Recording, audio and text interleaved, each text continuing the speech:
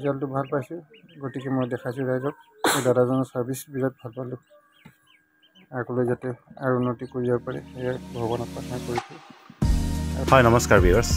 এয়া আপোনালোকে শুনিলে এতিয়া যিটো মোৰ কাষ্টমাৰ ৰিভিউ তেখেতৰ পাইছে, শুনিলে আপোনালোকে যে সঁচাকৈ তেখেতে ভাল পাইছে মোৰ ছাৰ্ভিচটো। অৰ্থাৎ তেখেতৰ মুৰ্গী পোৱালিখিনি ধুনীয়াকৈ ওলাই গ'ল আৰু এইটো হৈছে ছেমি অট'মেটিক, যিটো ছেমি অট'মেটিক খুবেই ভাল। এতিয়া আপোনালোকে চালে ভিডিঅ'ৰ ছেমি অট'মেটিক হৈছে। ইনকিউবেটাৰৰ দুটা ভাগ থাকে। এটা থাকে ছেমি অট'মেটিক, যিটোত আপোনাৰ টাৰ্ণিং ট্ৰে নাথাকিব, অৰ্থাৎ কণীটো ঘূৰাব নোৱাৰিব। আৰু এটা ফুল্লি অট'মেটিক থাকিব, সেইটো মানে ধুনীয়াকৈ ট্ৰে থাকিব। মই অকণমান আপোনালোক দেখাই দিছোঁ। কইল বাৰ্ড হয়, ৰ'টেট কৰি আছে, চাব পাৰে।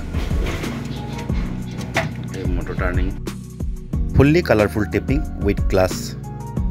ছেমি অট'মেটিকত এনেকুৱাকৈ প্লেইনকৈ থাকিব আপোনালোকৰ। কিন্তু ছেমি অট'মেটিকত আপোনালোকে কি কৰিব লাগিব, দিনত কমেও 3বাৰমান কণীটো নিজৰ হাতৰ পৰা ৰ'টেট কৰিব লাগিব, তেতিয়াহে আপোনালোকৰ পোৱালি ওলাই যাব। ফুল্লি অট'মেটিক ছিষ্টেমত আপোনালোকে একো কৰিব নালাগে। তাত দিয়া থাকে পানী টেমা, তাত পানী ভৰাই দিব লাগে আপোনালোকে। তাৰপিছত কণী থৈ দিব লাগে। আৰু এইটোত থাকিব আপোনালোকৰ টাইমাৰ থাকিব, যিটো কণীটো ৰ'টেট কৰিব 2 hours 1 time। এইখন হৈছে ছেমি অট'মেটিক, যিটো টাইমাৰ নাই। নমস্কাৰ বন্ধুসকল, মই আপোনালোকৰ ইনকিউবেটাৰ মেচিন এই দাদাজনৰ পৰা লৈছিলোঁ। এইটো চাওক, হাঁহ কণী মাৰ্চৰ 17 তাৰিখে দিছিলোঁ।